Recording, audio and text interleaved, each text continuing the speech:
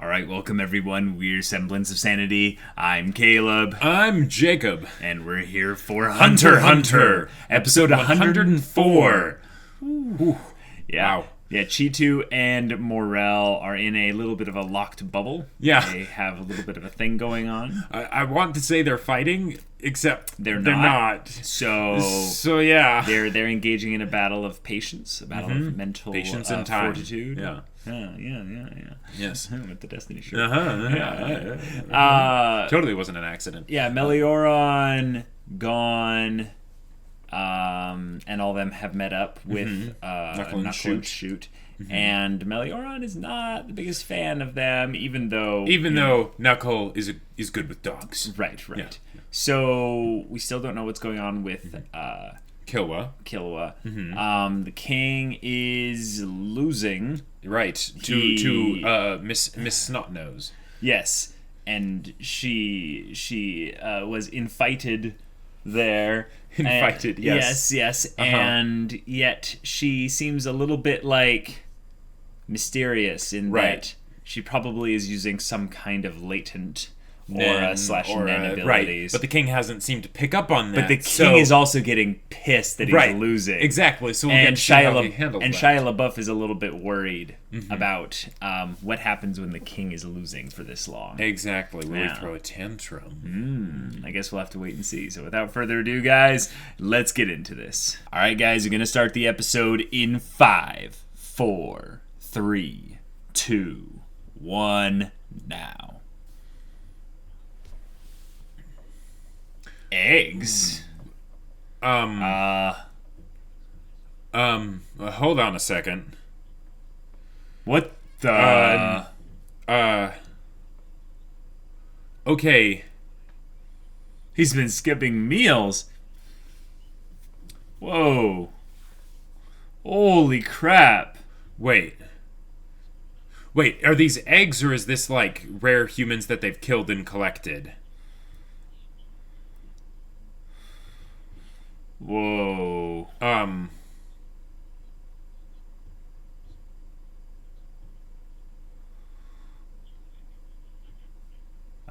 See, they're still calling him Hagya. Yeah. Oh. Wow. Okay. Wow. I was gonna say, this is gonna be very confusing if you don't have, like... internal consistency within the Chimera ants. Yeah, like... But they mentioned it, so...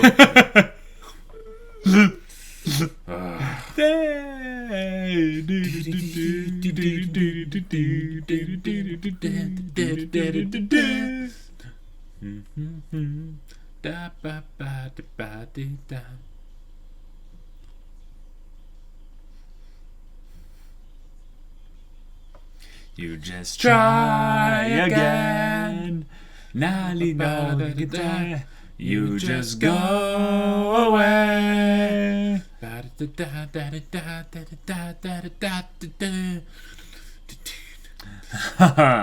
That face before it cut to gone, like the swirling bit of kite, that looked different.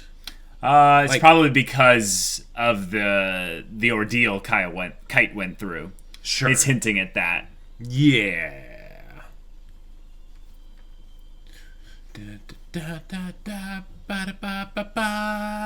I just realized that Nekopito doesn't even need wings. She's that fast. Oh. Oh, right. Knov and the puppets. So uncivilized. Yes, so uncivilized indeed.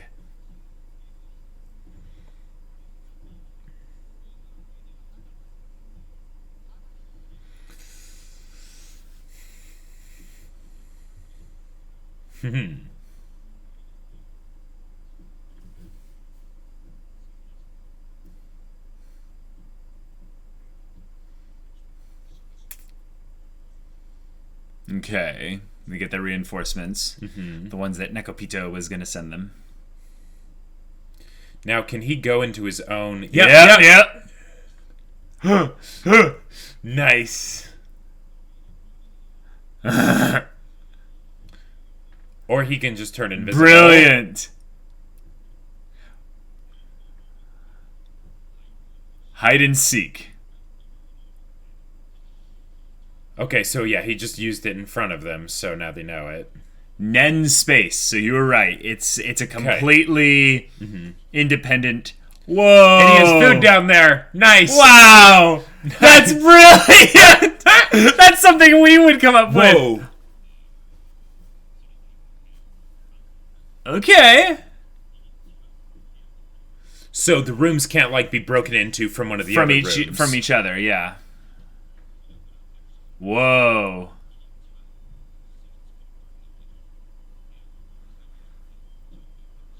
Okay.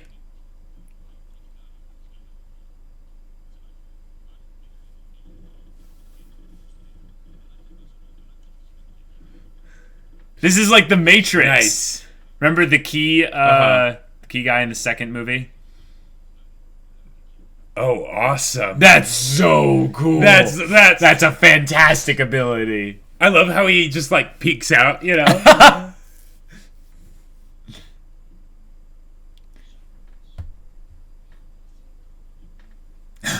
While gunshots and everything are going around.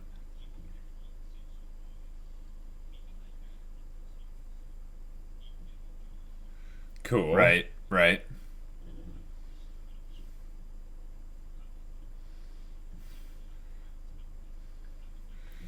Okay, cool.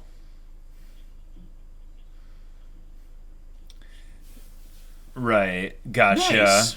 Okay. I gotta say though, I think Knov's abilities are like some of the coolest we've seen since like Kurapika.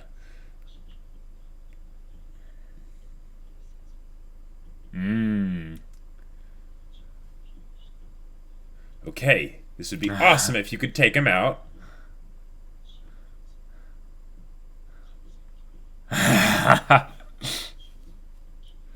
Yes. Awesome. All right, awesome. Wonderful. Please let him be successful. But the thing is very far away from walls, so it won't be able to portal, into it easily.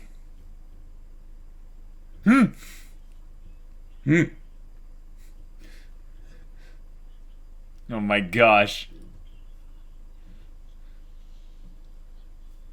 Huh.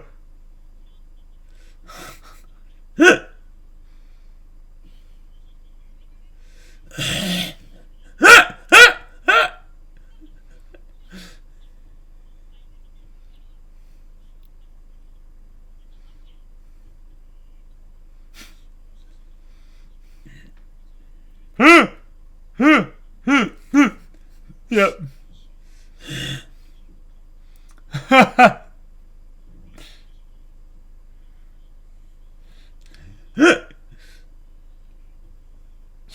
Yeah.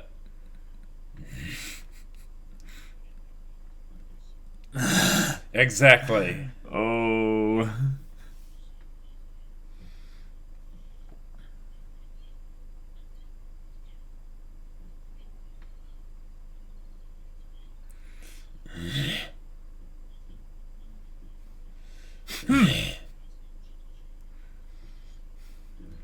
Now will he try and attack? I think he's got all the time in the world. He's not in any rush here.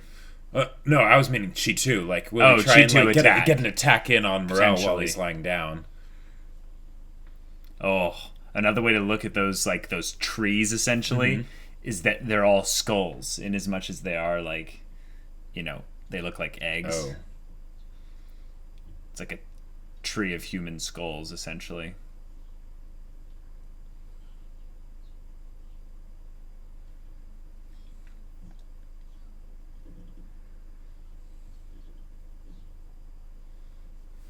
I love how Shia LaBeouf just doesn't seem like interested or disinterested, just seems so neutral.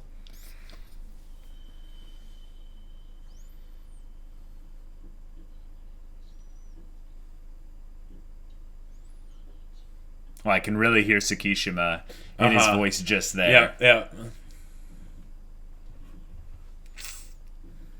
Does this archer actually use a bow and arrow?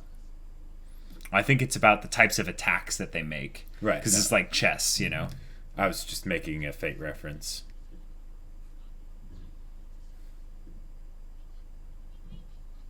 Right, because they each place their pieces independently, one at a time, Right. back and forth.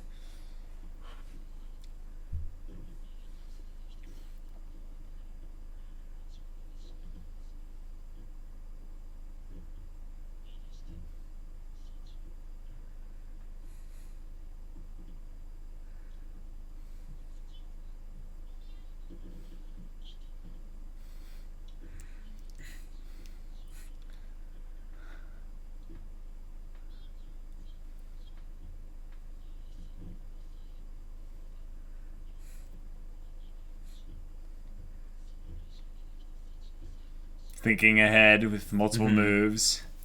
But is he dancing to her rhythm right now? Right. I love it. I love it. Are we getting her internal monologue now? I almost hope they don't.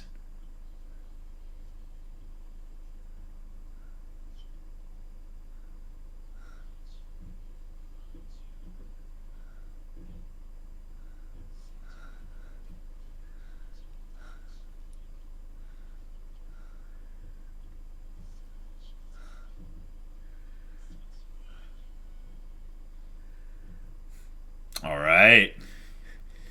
The worst failures are when you're so overwhelmingly confident, but you still turn up Wait, wrong. did we just time skip? Because the pieces on the board just removed. There were much. Yeah, of them there's removed. way fewer. Yeah. It's one of those things where in stories like this, you don't want to look too closely at the board because, you know, something might change. Right. He's like, Okay, that's oh my a God! cool effect.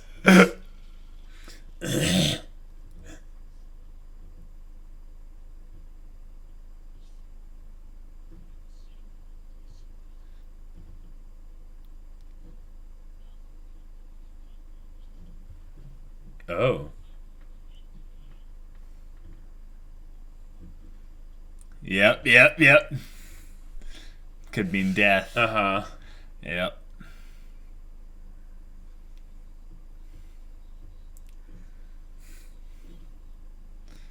Oh. Nice. Whoa. 10 years ago? Wait, how old is she? Yeah.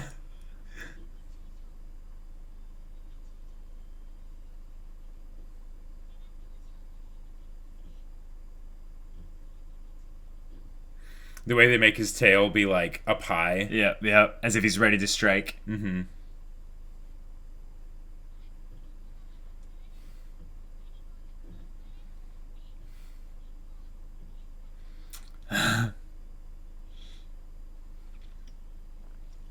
Right, because she came up with it.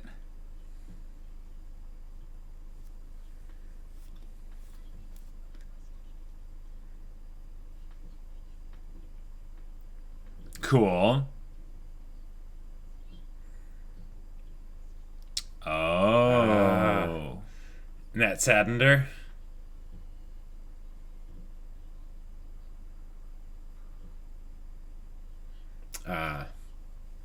Cool. Okay.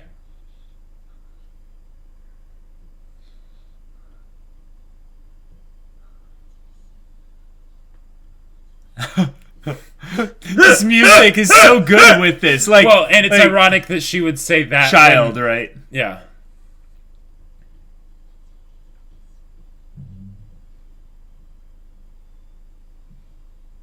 This is building to a little crescendo here. I think he's confused. I think he's just like, I don't get her. I don't get her at all. Yep. He leaves.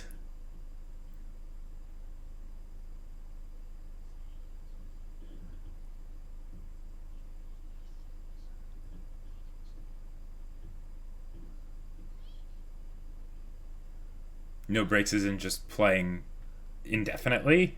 Potentially. Yeah. Oh, yeah, that's true. That's really true. It should, It but should. it obviously doesn't.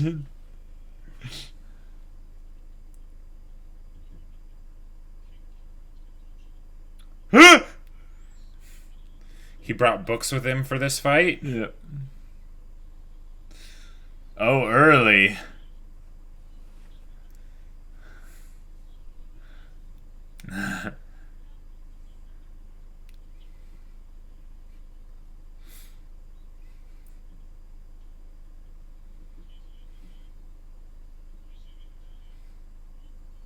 Oh!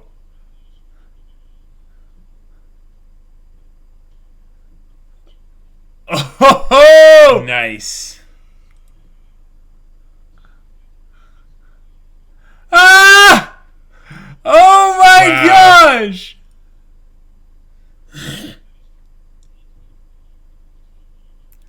Nice. That's amazing. Although, really, he could have started winding it up before he, you know. Right. But he's gloating. Uh-huh. Oh!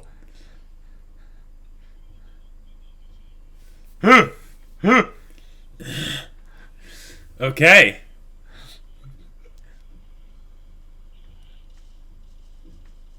This Cheetu is always getting stuck with something that he can't remove, Yeah, you know? yeah. Something he can't outrun.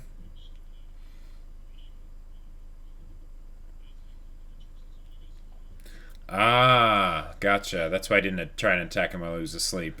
Because touching, regardless of who initiates it. Right.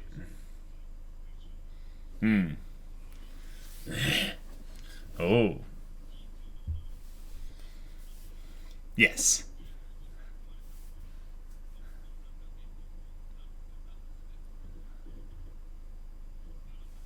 Oh, cool. All right. Okay.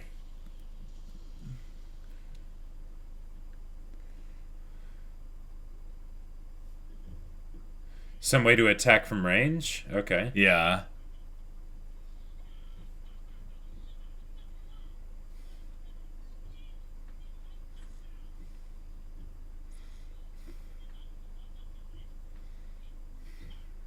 Cool. Yeah. This is straight up like Revy versus the Nazi dude where like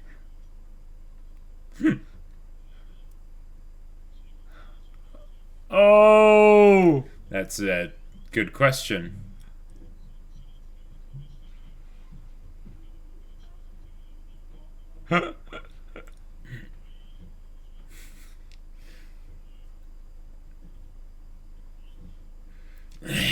Yep.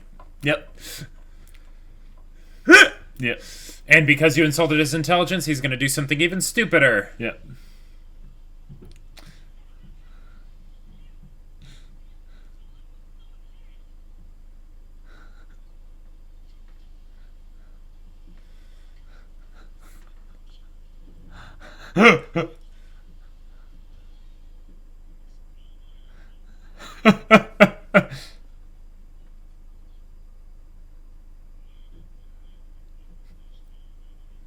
Wow.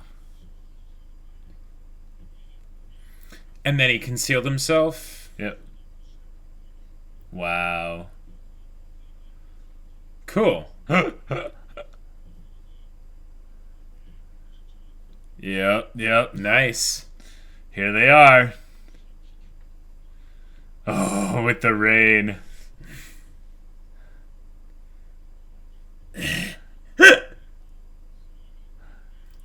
Now run. Cool. Run.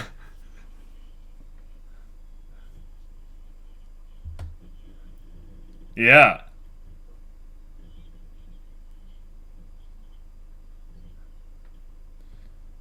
Oh. Oh.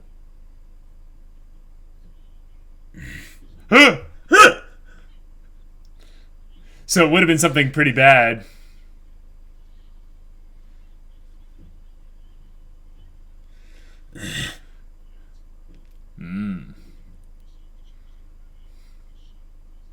And now they know that, yeah. Mhm. It's good information.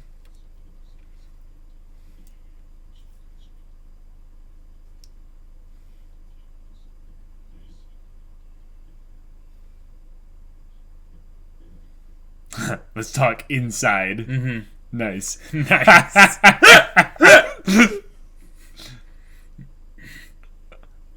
Poor guy. Mm-hmm.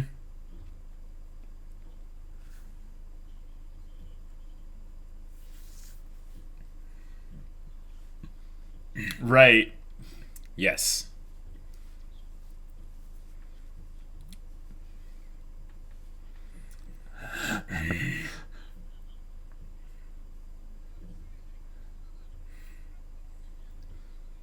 And it's still a battle just against 3 because Cheetu's gone now. For a while, anyway.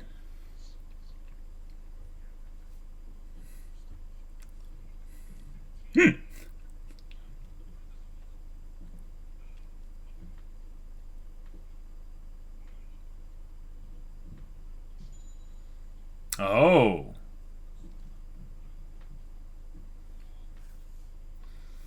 Okay.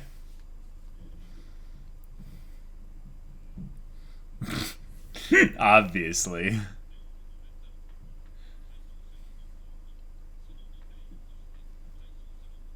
Oh. That's very nice. That's very good.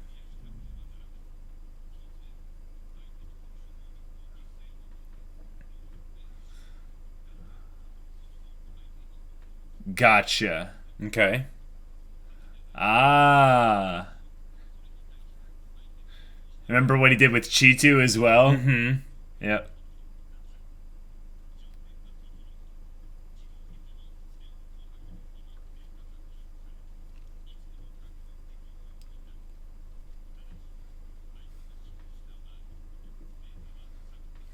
Gotcha. So we can still use...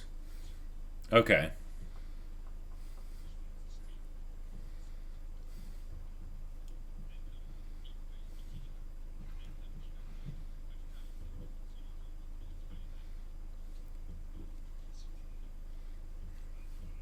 Gotcha.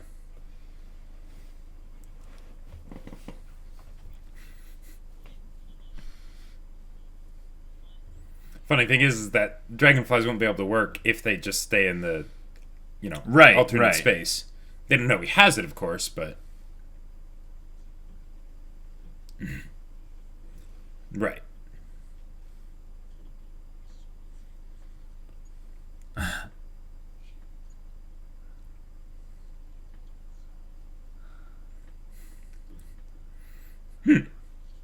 Right, right. He needs to do a favor for the Yeah. for the king. Yeah, exactly.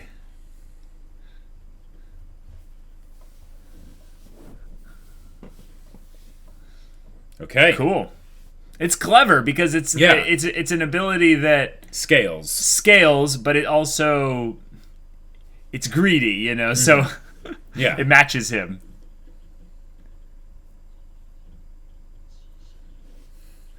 But it's actually exciting. Yeah. Mm-hmm.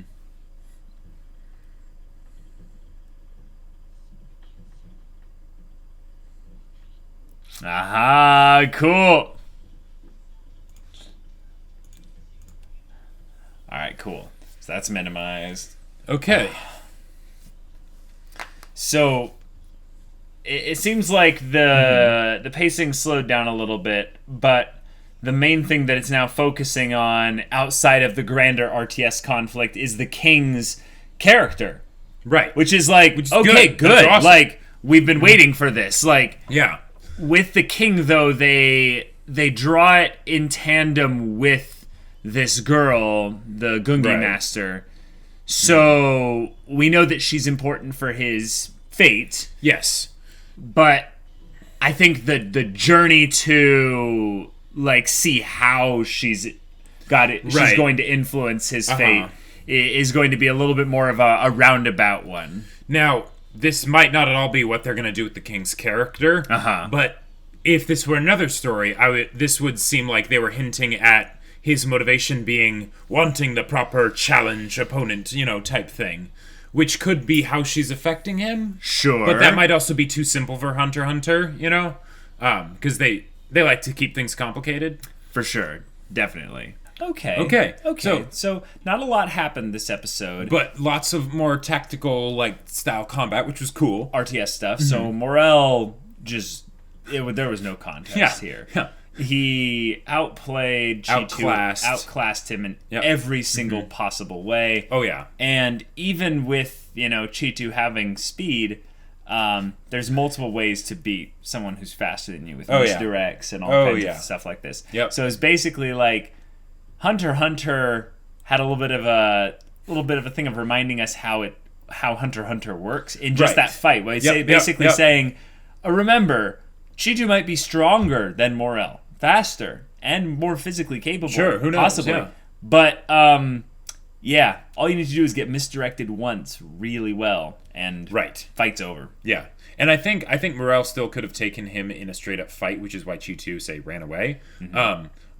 But even if not, the point is, like, you can come up with an ability and be like, this is going to be a great ability. And it's actually horrible. Like it's one of those things where you're like, oh yeah, I'll min-max this character for some, like, tabletop. And then you realize, no, the practical utility of your character is just in the tank. It's garbage. Yeah. And it's funny, though, because I could see the ability being decent.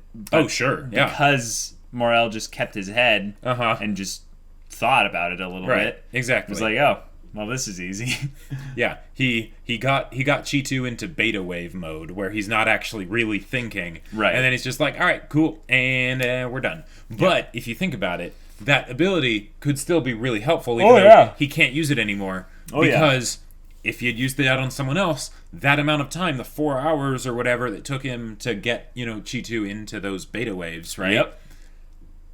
That's 4 hours that you don't have to deal with somebody, right? Right. So Cheetu's abilities, true strength, is providing a very easy crowd control for one target person, but Cheetu essentially has a huge risk in that they have to inhabit the space of the person that's crowd controlled. Right. What they maybe should have focused more on was restricting the abilities of the person once they've entered the space, rather than creating certain rules around when you have to get me and all of that. Right. Just have it be that when you're in this space, if you don't touch me, like for every minute that you haven't touched me, make there be a compound interest thing. Yeah. Have it stack. Basically, for every minute you haven't touched me, you'll lose 1% of your physical ability or something. Sure, yeah, exactly. There will be some like attack of some kind that will hit you, and it varies every minute or something like that. Who knows, They could have done all kinds of things. But that was cool. Yeah, that was fun. And it's over, but I also really loved Knov just completely like, now you're thinking with portals, and he just every time like, he just it was so great. And now we know exactly what the ability is, and knowing that it is a perfect alternate dimension with multiple rooms that cannot be accessed from each other. Yeah. Right. Yep. Like wow. This is the kind of ability that I would want, because this is like some straight up, like, taking the whole idea of a bag of holding. Yep. And just dialing it up to like 11 and then breaking the dial. Oh, like, yeah. Like, you have 21 bags of holding. Yeah, and they're rooms. Like, they're rooms. Like, that is amazing. Like, not only could you be a prison warden with, a dozen people in there, and you're just like, I'm just leaving them in there for now. I'll get to them at some point. The only thing would be is you have to keep a good catalog of making sure not to open certain Don't go in that one, don't go in that one, don't go in that one. He just has like his little book or whatever that I think he has is actually just like it has like a little thing with a pencil, and he just erases, like, okay, that one's empty now. Oh, that one, like triple X. Don't go in that one. This one is my food stores. Yeah. This one's my actual home. Like, I just sleep there. I've got a TV, a nice bed, some calming music, a kitchen, everything. Yeah.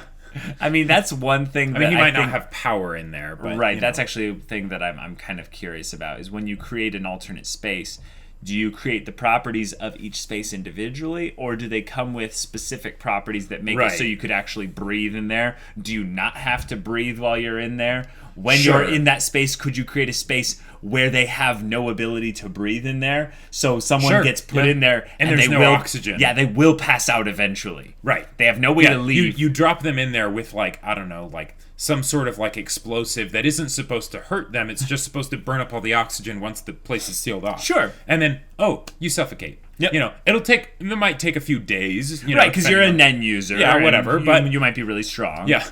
You better quickly figure out how to conjure some oxygen. You know? Right. Like you know, like, can you imagine? Oh, you're a manipulator? Too bad. Right. You know? Can you imagine how OP this would be if he basically just had that and he dropped literally any of the Chimera ants into there, and he's just like, why do we need Netero in there? Yeah. I've got time. My thing is that I think the reason why it's not overpowered is that because it's a Nen-based ability, if counteracted with enough Nen or enough aura, someone could disrupt the ability from the inside. Like, I feel like that it wouldn't necessarily be a thing where they would break into another room, but it is a space. You know, it is a plane of existence, and if they're at the very least able to occupy said space, they should be able to interact with said space. But meaning that that doesn't they can move. Sure, but that doesn't mean they can move from that plane of existence to this one, because the whole idea is that they're separate. No, but if they do damage to the existence by moving fast enough, let's say, does that damage get translated into anything specific? Like, does Knov have to roll a concentration DC in order to maintain the spell? But they went into pretty good detail on that, and I don't think there was anything like that. I don't think there was either, but then I think that like they literally have their plan already. Yeah. We need Knov to live. Right. We need Knov to live. We get the king inside one of these like boxes, one of these rooms, and game over, man. Yeah, and then game over. And then heck, you can have Netero fight him after you've cleared out all the other Chimera ants, you know? Right. And then it's just like, all right, we're not going to have Netero fight him. We're going to have everyone fight him. We're just going to, like, or the people that would, you know, be good enough to not immediately get eaten. But they don't even have to fight, they don't even have to fight him outside the box. They can just drop someone into the box and be like, all right, if you lose, too bad. You die, and you're in there. And the king's stronger now. Okay. Well, the king's stronger, but the thing is that right. the only reason why he would care, see, if there's no damage that can be taken to where the box is unable to be broken, then Knov's really only reason to send someone in there to actually kill the king is to clear out one of his storage slots. Right. Yeah, and that's even, really the only reason. And I could see us maybe being wrong about something where because they said it was a building, that if you're in a building, if they're powerful enough, they could theoretically break into the other rooms. But if that's the case, they could still just say lock the king in there, and okay, Knov, I guess, come up with a new ability. Like, sure. You know, like, just don't use that anymore, right? This is an extinction level event potential target. It's what they do in almost every fantasy story. Is we basically are like, hey, there's this ancient threat that was too powerful, so we sealed it away. So we just sealed it away. Yep, there we go. I don't think HunterxHunter will do that. There might be an issue though, where if like Knov died, then the stuff that's inside would come out. Yes, but then why would Knov do anything else in the mission? He would just go home. He'd just go home. Yeah, exactly. They wouldn't know that he's in there. No, you're right. Knov would die of old age eventually. Sure. So what they'd do is they'd put him on a spaceship. Send him into the sun. The portal opens up right before he... Although, wait, I think they might have said that when you exit, you have to exit through the spot where you entered into it from, unless you use the master key. So it might be something where if Knov were to die, then the king would come back out where he brought him into the portal. As opposed to coming back out where Knov is. Yeah, Knov's ability is extremely broken if not put some specific limiters on it. Right. There were some limiters put onto it, but the ones that we saw aren't the kind where we go, oh, okay, well, this ability isn't that strong. Yeah. It's more of a utility thing for sure, but in that it provides unlimited types of transportation. Right. Yeah. But it's the idea that if you were to ever have a 9th level spell in like D&D or something that wasn't actually any kind of attack spell or a buff or whatever, it was just a utility spell. This would be it. this would be it. Yeah. And yeah.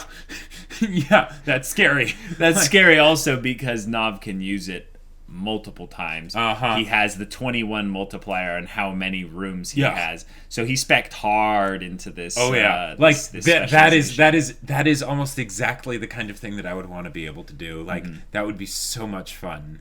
Hey, I mean, like you get to have like all your life basically happen inside a space where no other people are. Yeah, and okay, but I think the limitation for it. I think the limitation, and I think this is the big thing that makes it not so broken, is he was coming out of places just everywhere.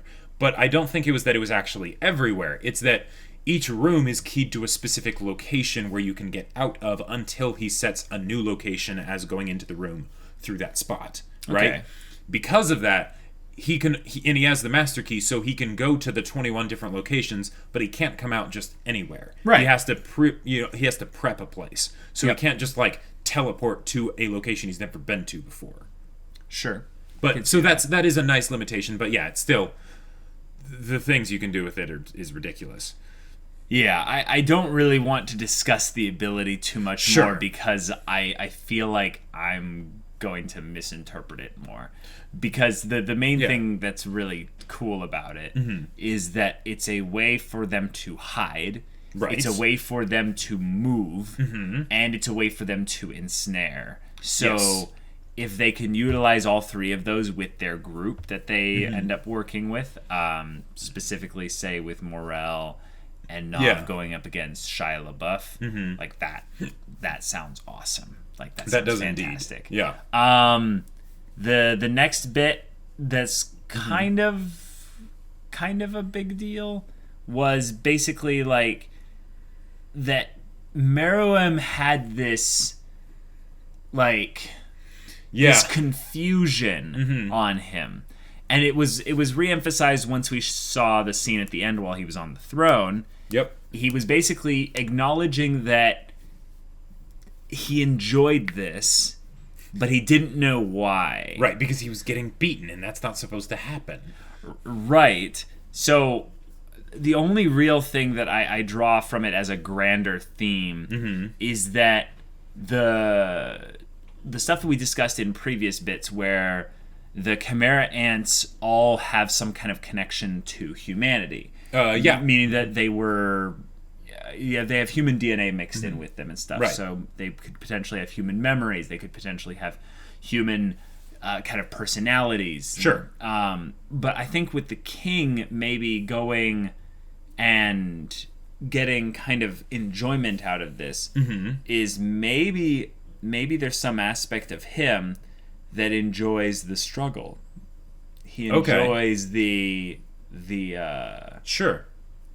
fight itself. Right. See, since his whole character up till this point has been kind of one note in specific areas. Yeah, because he's just been sort of stomping his way through everything. Right. Because those were all so simple, because there wasn't any kind of challenge to it. Right. He has, in just the short amount of time, he's grown accustomed to winning. So when he sees something that's different, it's fresh. It's like, this is new. But I think then the human part could potentially come into play where he's like, I actually like the idea of kind of like, you know, when you go and work out and you're doing like squats or something and there's that bit of resistance. Yeah, well, and then you push through. To push through. Yeah. Oh, yeah. I think the anticipation of pushing through can be almost as enjoyable as actually pushing through. Gotcha. And I think that's what Meruem is noticing, is that he came really close this game to being able to... or at least he thought he did. He thought he was. Well, that's the enjoyment part of it. He thought it was. Yeah. But apparently, that was a strategy she came up with and countered all of 10 years ago. I mean, she countered it 9 years ago, but again, that's crazy. How old is she? How old is she? I mean, we've seen Bisky, so we know that the appearance of a character in an anime has not, especially in HunterxHunter, has nothing to do necessarily with their age. Let's say she's 14, okay? Right. She's playing Gungi at 4. And she came up with this insane, crazy strategy. Well, here's another thing I think that's a little bit of a disconnect here.